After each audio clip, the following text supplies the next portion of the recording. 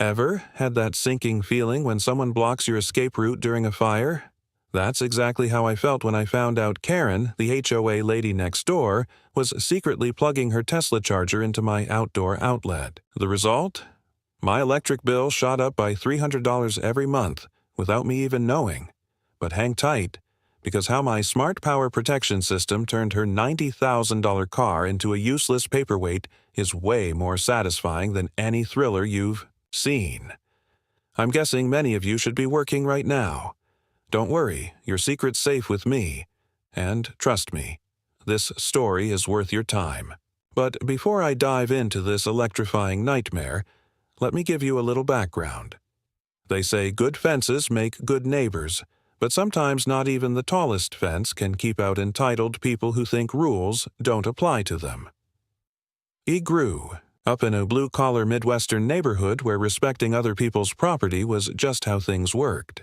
Apparently, that concept is lost on certain Tesla-driving suburbanites with designer sunglasses and a strange allergy to paying their own bills. This isn't just a story about power theft. It's a carefully crafted lesson in consequences. And honestly, I'm still pretty proud of how it turned out. My grandpa used to say the best teacher for a thief isn't the cops. It's an unexpected trap. When Deborah Harrington moved in next door with her shiny white Tesla Model X, I had no idea she'd become my personal nightmare. I'm Ethan Bailey, a 35-year-old electrical engineer working remotely for a tech company in Seattle. Before that, I spent 6 years with the Army Corps of Engineers, specializing in power grid systems and security infrastructure. The discipline and problem-solving skills I learned there came in handy in this suburban showdown. I've lived in Pinewood Estates, a quiet, well-kept neighborhood with an active HOA, for about 3 years now. I bought the place after my divorce. Nothing dramatic, just two people realizing they wanted different things. Life was peaceful. Manicured lawns, summer barbecues, and neighbors who generally minded their own business. At least that was the case before Hurricane Deborah hit. Looking back, I should have seen the warning signs. The previous owners practically ran from her house, selling way under market value to relocate quickly, probably to avoid the construction of Deborah's backyard infinity pool. I met Deborah when I brought over a welcome basket, local craft beer, artisan chocolates, and neighborhood info. I'm no social butterfly, but my Midwestern manners won't quit. How thoughtful, she said with a practiced smile that didn't quite reach her eyes. She wore what I soon learned was her signature look. Designer yoga pants that had never seen a yoga class, a cashmere sweater despite the heat, and enough jewelry to set off metal detectors from across the street. During a quick tour of her newly renovated house, she kept dropping words like premium, exclusive, and top of the line to describe every fixture. Her home, once a modest 4-bedroom colonial, had been transformed into what she clearly considered a suburban palace. "This kitchen island is imported Italian marble," she said, running her manicured fingers over a countertop bigger than my entire kitchen. "We waited 6 months, but William, my husband, only wants the best for our forever home. He's a corporate lawyer, very successful," she reminded me several times. When she asked about my place, her eyes narrowed like she was sizing me up and decided I wasn't worth much attention. "Oh, and how long have you been in your quaint little house?" she said, as if describing a gas station bathroom. When I mentioned I'm an engineer, her interest visibly faded. Apparently, if you're not a doctor, lawyer, or hedge fund manager, you don't register on Deborah Harrington's social radar. That first meeting should have been a flashing red warning, but I ignored it. Over the next few weeks, Deborah launched what can only be described as a calculated takeover of the community. She won over the HOA board with a mix of flattery, intimidation, and strategic generosity. Her elaborate dinner parties became infamous, not for the conversation, but for the ridiculously expensive wine and the subtle name-dropping sprinkled through her speeches. Within 6 weeks, she'd somehow been elected HOA vice president, despite being the new kid on the block. The previous VP, Dorothy, a retired elementary school principal who'd served for 7 years, suddenly stepped down, citing personal reasons. Later, I learned Deborah had found out about Dorothy's son's DUI and threatened to expose it to the neighborhood. Meanwhile, I kept to myself, busy with work projects and the occasional late-night gaming session with friends. Designing power. Management systems for commercial buildings kept my days full, and my evenings were quietly mine. I had been watching Deborah's swift rise to power in the neighborhood with a mix of disbelief and dread. HOA politics? That's a special kind of nightmare I'd always avoided. My approach was simple: pay my dues, follow the reasonable rules, and live my life. That is, until the month after Deborah moved in when my electric bill arrived like a sucker punch, $450. Nearly 3 times my usual $150. At first, I thought it was a billing error, so I called the power company. The rep confirmed the meter reading, was accurate, and suggested maybe I had a faulty appliance or a drastic change in usage. I double-checked every appliance in my house, ran tests with an electricity monitor, and still nothing explained the spike. The mystery deepened when my neighbors on the other side, the Andersons, a retired couple, mentioned their bill hadn't changed at all. So whatever was draining power was happening on my property alone. A week later, around 2 a.m., my home security camera pinged me with an alert. I barely woke up, checked my phone, and nearly fell out of bed. There was Deborah, dressed in designer, pajamas and a silk robe, sneaking through my backyard with a long extension cord. She plugged it into my outdoor outlet, the one I only used for yard work, and ran the cord along the fence, cleverly hidden behind shrubs she herself had suggested. Planting for neighborhood aesthetics. The other end was hooked up to her Tesla parked in the side driveway, with the charging port facing our shared fence. I watched in stunned silence as she made sure everything was connected, glanced around like a sneaky little gremlin, and slipped back inside her house. The next morning, phone in hand with the video queued up, I knocked on her door. She answered, all smiles and dressed in an expensive tennis outfit. I cut right to the chase. "Deborah, we need to talk about you using my electricity to charge your Tesla." Her smile didn't falter for a second. "I have no idea what you're talking about, Ethan," she said with a dismissive laugh. I showed her the video. Her face hardened like a concrete setting fast. "That could be anyone," she replied, ignoring the crystal-clear footage. "And honestly, if your electrical system is so poorly designed it causes such high bills, maybe you should upgrade it. Maintaining property values is important to all of us here in Pinewood."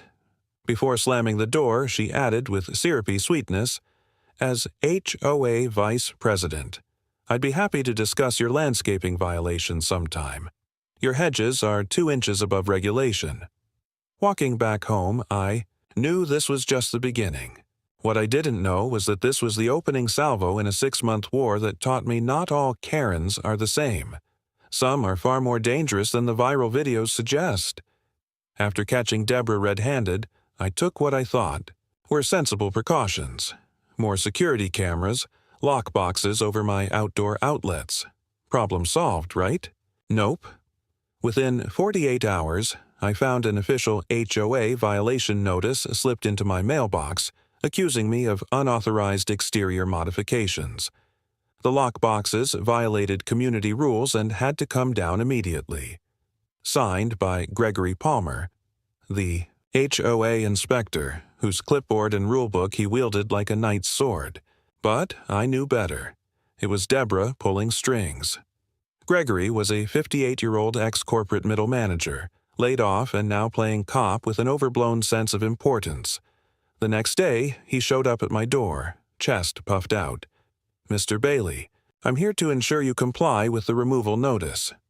I tried to explain Deborah's theft, even showed him the footage. He didn't flinch. "That's a private neighbor dispute," he said flatly. "The HOA doesn't get involved, but these unauthorized lock boxes, that's my jurisdiction." Under his watchful eye, I reluctantly removed the boxes. I caught a whiff of expensive cologne and noticed his flashy new watch. Later, a neighbor told me Deborah hosted appreciation happy hours for HOA board members, where scotch flowed as freely as her compliments. That weekend, I attended my first HOA meeting since moving in. About 30 homeowners crammed into the community clubhouse on folding chairs, waiting for their turn. When the floor opened for concerns, I raised my hand. With documents in hand, I began. I'd like to address unauthorized use of private electricity. Before I could finish, Deborah smoothly interrupted. Point of order. Personal disputes are not appropriate for the general meeting. Concerns should be submitted in writing first. Frank, the balding HOA president who looked perpetually confused, nodded eagerly. Yes, yes, procedure must be followed. Please, submit your concern in writing, and it will be reviewed at the next meeting. I sat down, frustrated, as Deborah shot me a smug grin from the board table. Then came the real bombshell. Next on the agenda, Frank announced approval of community electric vehicle charging stations. Deborah stood, folder in hand, and launched into a polished presentation. As we all know, green energy is the future. I propose we install 2 charging stations near the community center parking lot. This will increase property values and show Pinewood Estates is environmentally conscious. What she conveniently left out. One of those chargers would be just yards from her house in the common area right beside my property. After the meeting, I stayed behind to review the proposal and found the kicker. The HOA would cover the electricity, costs for these stations, and divide them evenly among all residents in our monthly dues. In other words, Deborah had found a way to make the entire neighborhood foot the bill for charging her Tesla. Looking at those plans, the reality hit hard. This wasn't just about me anymore. She had turned the whole neighborhood into her personal free energy source, and they didn't even realize they were getting scammed. I needed to understand exactly what I was up against. So, I spent weeks researching HOA regulations, local laws, and electrical codes. If I was going to fight Deborah, I had to know the rules better than she did. My military engineering background taught me one thing. Intelligence is as critical as firepower. During my research, I met Martha Wilson, a sharp-tongued 68-year-old widow who'd lived here since day one. That Harrington woman, Martha said over coffee, has half the board wrapped around her finger like trained puppies. Martha had kept meticulous records on HOA antics for years and showed me how previous board members had been strong-armed into resigning when they opposed Deborah's agenda. Gregory isn't a bad guy, she confided, just weak and easily flattered. His wife left him for her yoga instructor. And Frank, he's just counting days until his term ends so he can move to Florida. Thanks to Martha, I also met Brian and Sarah Thompson, a local teacher and nurse struggling to keep up. With rising HOA fees, we can barely afford the dues as it is, Sarah told me one night. Another increase means cutting Tommy's baseball league. Their son, an energetic 8-year-old, was already showing my security footage to his little sister, giggling at the electricity thief like it was some movie scene.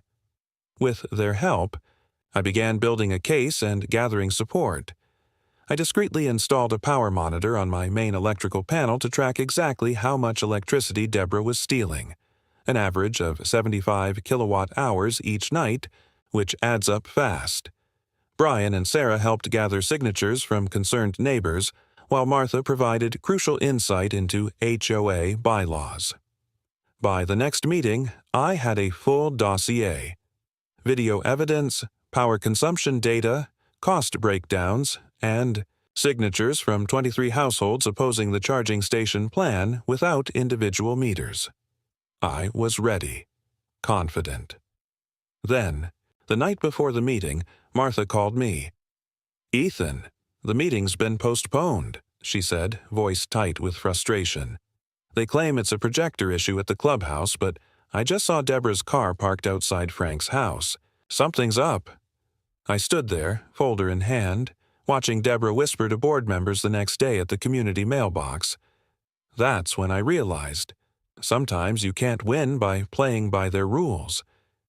Maybe it was time to design a protection system, a smart trap only a former military engineer with electrical know-how could build.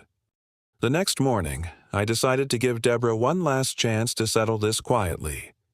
I've always believed in talking things out before turning up the heat, a lesson drilled into me by years in the military and life in general.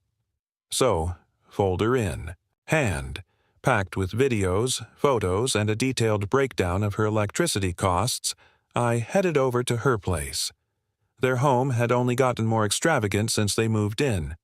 New landscaping featured imported Japanese maples and the front. Entrance had been revamped with hand-carved double doors that probably cost more than my first car. William, her husband, answered the door. Tall, distracted, and sporting a pricey haircut that tried too hard to hide early balding, he looked like a guy who plays golf not for fun, but for networking.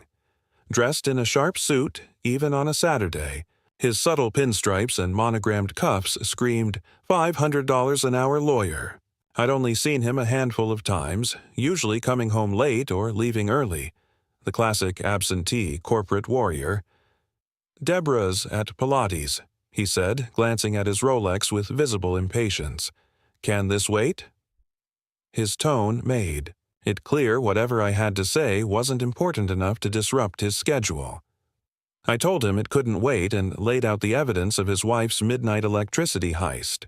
William reluctantly let me into the marble-floored foyer, but no further, making it clear this wasn't a social visit.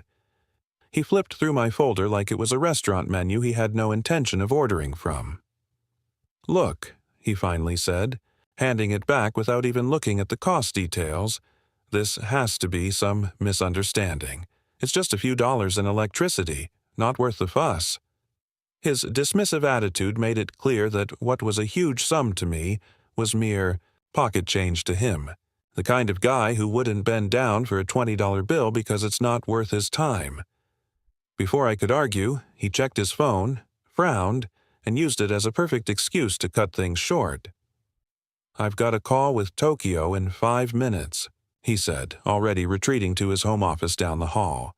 "You two should work this out like adults and stop making a big deal over neighborhood nonsense." He shut the door before I could respond, leaving me on the porch with my folder and a sinking feeling that both Harringtons shared the same fatal flaw, an inability to see beyond their own privilege and convenience. That afternoon, Deborah stormed. Across our adjoining lawns, designer sunglasses pushed up into her perfectly highlighted hair. "How dare you go behind my back to William?" she hissed, lowering her voice so the neighbors wouldn't hear. I stayed calm, repeating my request for her to stop using my electricity and warning that I'd fight her charging station plan at the next HOA meeting. Her face flushed with anger. "You have no idea who you're messing with," she whispered dangerously. "William's one of the top corporate attorneys in the state. One word from him and your little remote job could disappear. One complaint about threatening behavior, and that military history of yours won't look so heroic." The threat was clear. Back off, or my life would become a living nightmare. In the days that followed, I noticed neighbors who used to smile and chat suddenly giving me the cold shoulder. At the grocery store, people who stopped to say hello now hurried away. The puzzle clicked when Brian Thompson called to cancel our strategy meeting. "Sorry, man," he said awkwardly. "There's a rumor you've been unstable since your military days. Something about obsessing over Deborah and stalking her at night." I was stunned. Deborah had flipped the narrative, using my own security cameras against me. "Sarah and I know it's not true," Brian added quickly, "but some folks are keeping their distance. They say you installed cameras to spy on her, not catch her. Stealing power." I organized a small meeting at my place, but only Martha and the Thompsons showed up. Others sent apologies, busy, or family stuff. As we brainstormed, Martha dropped another bombshell. The HOA had approved extra landscaping near my property line. Starting at 7 a.m. every day, including weekends, loud work would begin. And, because it mainly benefited me, The cost would be added to my monthly dues as a special assessment. That night, sitting alone in my garage workshop, I weighed my options. With my background as an electrical engineer and military power systems specialist, I knew there were legal ways to protect my property. So I decided to build a smart power protection system, a device designed to detect unauthorized electricity use and shut down power safely if it detected unusual patterns. It would issue a warning first, a subtle voltage fluctuation, before cutting off power, enough to alert the thief but safe enough to avoid hazards. The system would log all activity, creating detailed records for any future disputes. For days, my garage became a lab. This wasn't a patchwork fix. I built it to professional standards, with industrial-grade parts housed in a weatherproof case fit for Pacific Northwest rain. Battery backup kept it running during outages. 3 days later, I installed the system near the outlets Deborah had been using. I mounted it properly, added clear, professional warning signs, complete with electrical hazard symbols and LED lighting for nighttime visibility. I documented every step with time-stamped photos to prove full compliance with codes and safety standards, even double-checking with a city inspector friend. This system was designed to protect, not punish. It only triggered after repeated warnings were ignored, and even then, it created a controlled, harmless power dip before disconnecting. If anyone got burned, it would be because they ignored every warning and overrode safety features themselves. That Tuesday evening, as I watched the system's LEDs blink perfectly in sync during final testing, I wondered if Deborah had ever learned the fundamental law of physics every engineering student knows. For every action, there's an equal and opposite reaction. We also had a saying in the military: play stupid games, win stupid prizes. Deborah was about to learn both lessons at once. The next morning, I saw her pause by the new warning sign during her daily patrol. She squinted, rolled her eyes, and stormed off. Later, I got an HOA violation notice for unauthorized signage. But, since the warning was legally required for electrical systems, I knew I couldn't be forced to take it down. I submitted all the relevant codes and documents, and for once, Gregory had no argument. For the next few days, my cameras caught Deborah staring at the outlet but not plugging in. I wondered if my warning had actually worked, but Martha kept me updated.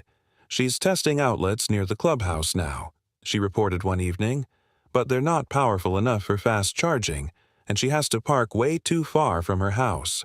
I felt a small win, until I learned the HOA board had fast-tracked emergency funding for new high-capacity outlets right by our properties. The next week, workers installed them exactly where Deborah wanted, all under the guise of a safety upgrade that bypassed normal voting. That night, my security system pinged with movement. I watched as Deborah smugly plugged her Tesla into one of the new community chargers, giving my camera a little wave before strutting back inside. The moment I installed the Smart Power System, SPS, it started tracking Deborah's power usage and confirmed my worst suspicions. She was drawing huge amounts of electricity during off-peak hours, and the cost was being split across the entire neighborhood. I expanded the system to monitor the new community chargers, not to control them, since they weren't on my property, but to collect data on usage patterns. What I uncovered was staggering. Every night between 1 a.m. and 4 a.m., Deborah's Tesla was sucking down max power for 3 hours straight. At our local rates, she was tacking on about $500 a month to the HOA's combined electric bill. Meanwhile, my mailbox was flooded with trivial violation notices. My mailbox was half an inch too low, my garage door needed repainting even though I'd just painted it last year, and my garbage cans were apparently visible too long on pickup day. I meticulously complied with every petty complaint, documenting it all, and quietly built a coalition of concerned neighbors. The Thompsons started sharing my data with friends, and through Martha's contacts I learned Deborah had bigger plans. A proposal for an official Tesla supercharger station right in the community center parking lot. The $25,000 installation cost? To be paid by all homeowners through a special assessment. 2 weeks out from the rescheduled HOA meeting, I noticed something odd in the SPS data. Whenever Deborah plugged in, she bypassed the Tesla's normal gradual charging ramp and instantly maxed out the power draw. This reckless behavior wasn't just unusual, it was dangerous for both the car's battery system and our electrical grid. My SPS was programmed to flag unusual power spikes and send warning signals before cutting power. I didn't change the default settings, all standard industrial protections with visible alerts and audible warnings. At 1 a.m. the night before the meeting, my security camera alerted me. There was Deborah at her usual spot, Tesla gleaming under the moonlight.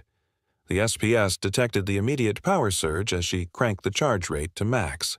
The warning light blinked yellow. A low beep sounded, but Deborah just frowned and, as if daring the system, increased the charge further. I watched, stunned, as she smirked at what was clearly my warning system in action. After 3 warning cycles, the SPS kicked in, triggering a controlled voltage fluctuation and cutting power entirely. I checked the logs. The system had warned her repeatedly, but she ignored every alert and pushed the power draw into dangerous territory. A notification popped up on my security app. Deborah was standing beside her Tesla, frozen, eyes wide, staring at an error message on the car's screen. She finally got it. This wasn't some bluff. The protection system was real. The next morning, as I sipped coffee, furious pounding shook my front door. Peering through the peephole, I saw Deborah in silk pajamas, face twisted with rage. "Open this door right now, you vindictive little man," she shouted loud enough for the whole block to hear. I opened calmly, coffee in hand. "Morning, Deborah. Everything okay?" Her eyes were wild as she jabbed a finger at my chest. "You destroyed my car. My Tesla's bricked. The diagnostics say a power surge fried the battery system. You did this." Several neighbors gathered, watching from driveways. I kept my cool. I installed a standard smart power protection system with clear warnings about unauthorized use. "Did something happen to your car while you were charging it at 1 a.m. on community power?" Her face flushed, realizing the neighbors were listening. "You sabotaged my car," she hissed, voice dropping. "It'll cost $22,000 to fix." "Williams, already calling our lawyer." I smiled. "I'm happy to explain the system to your lawyer." I pulled out my SPS documentation, technical specs, safety certifications, warning details. This system is designed to protect against unauthorized use and dangerous power conditions.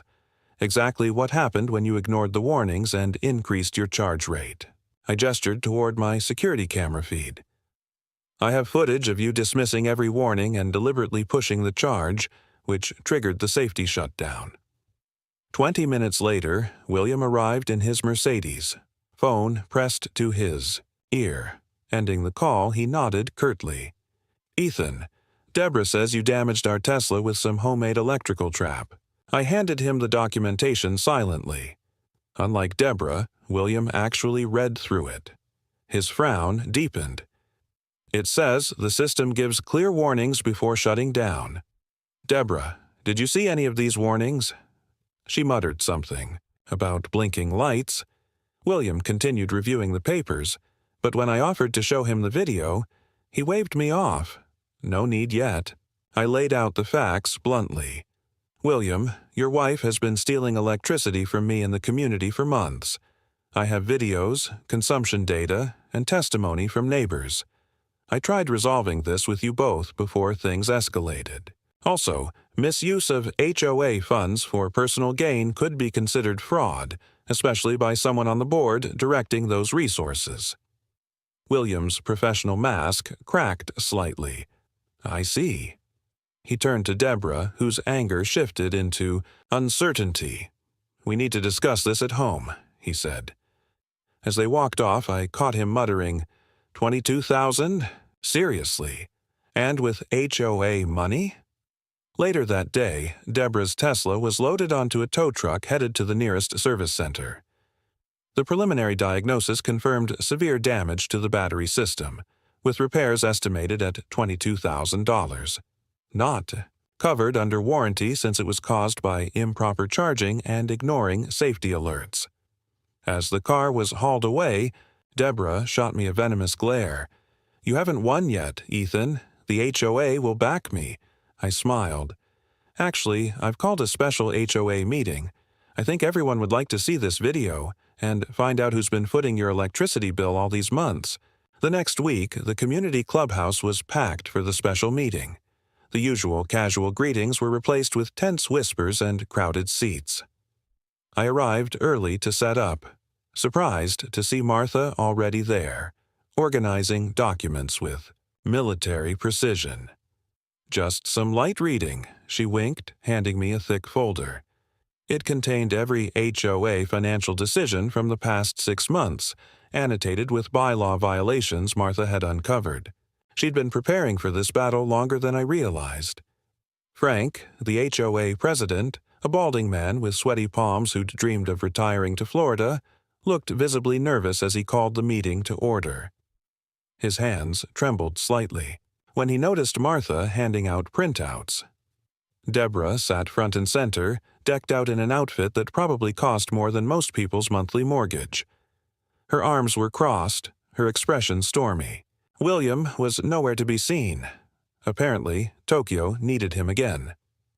"We have a special presentation tonight," Frank stammered, avoiding Deborah's icy glare. "Ethan Bailey has requested time to address a community concern." The room fell silent as I stepped up, laptop in hand. I felt calm, prepared. This was no different from the military briefings I'd given, except the stakes were personal.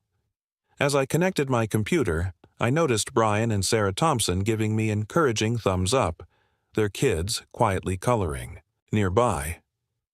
I'd asked Brian if bringing kids was okay, and he'd said, "They should see that standing up to bullies actually works," which pretty much summed up why I like the Thompsons.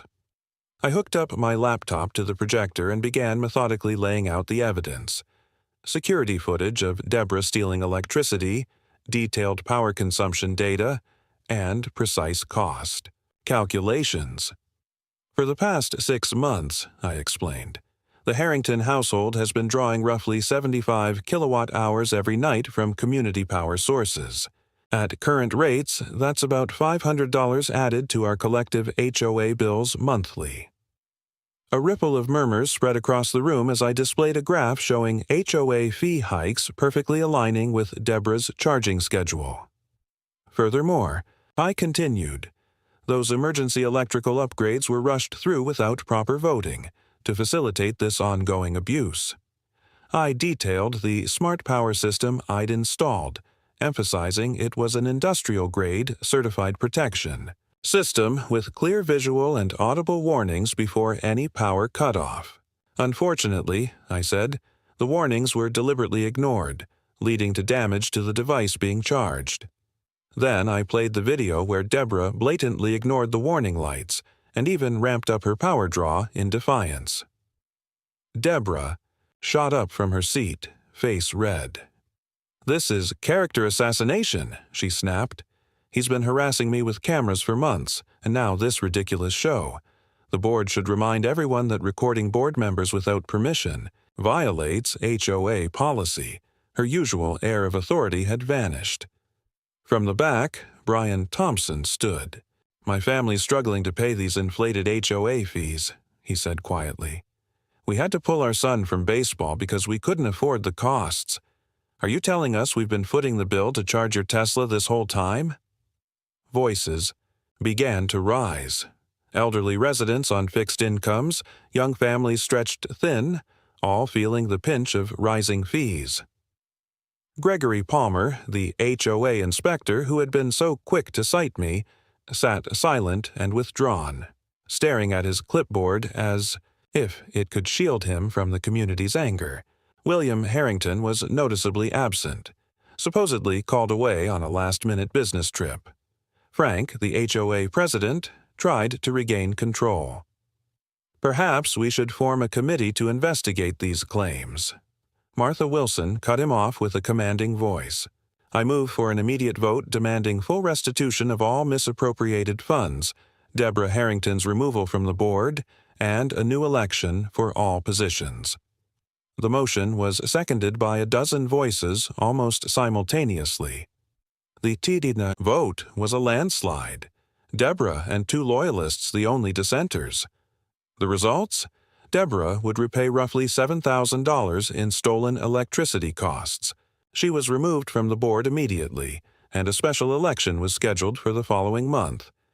Brian Thompson was nominated to run for board president on a platform of transparency and fairness. Change came fast. The community seemed to exhale, freed from the shadow Deborah had cast. Within 2 weeks, Deborah and William put their house on the market, slashing the price for a quick sale. Martha's extensive network fueled rumors that they were relocating to a gated community in another state, one with presumably better electricity security. Their moving day was quiet. No neighbors came by with farewell gifts or offers to help. Only Martha showed up, seated across the street in a lawn chair, knitting and raising her teacup in a mock toast whenever Deborah glanced her way. Gregory resigned, citing health issues, though everyone knew it was shame and embarrassment. He apologized privately to several homeowners he had unfairly targeted and now kept a very low profile. Frank fast-tracked his retirement to Florida, eager to escape the drama. The new board, led by Brian, rolled out sweeping reforms focused on fairness and transparency. They overhauled the community utilities accounting, itemizing every HOA fee dollar. They installed official EV charging stations with individual meters, so users paid for their own electricity, a project I helped design. Within 6 months, 3 more residents bought electric vehicles, confident they could charge fairly and conveniently. I declined repeated invitations to join the HOA board. Meetings and parliamentary procedure aren't my thing. But I agreed to be a technical advisor for security and energy systems, a role perfectly suited to me. I could help without sitting through endless debates on mailbox styles or beige paint. Shades. The Thompsons' son rejoined baseball, and that summer, his team won the regional championship. Sarah organized a community watch focused on real security, not petty rule enforcement. Martha started a community garden, turning a neglected common space into a hub of flowers and vegetables that brought neighbors together.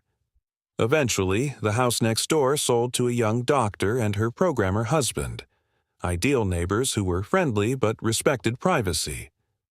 They drove a modest hybrid, and even asked permission before installing a small fountain that technically exceeded HOA size rules, and the new board happily approved it. Every time I drive past Deborah's old Tesla parking spot, I smile.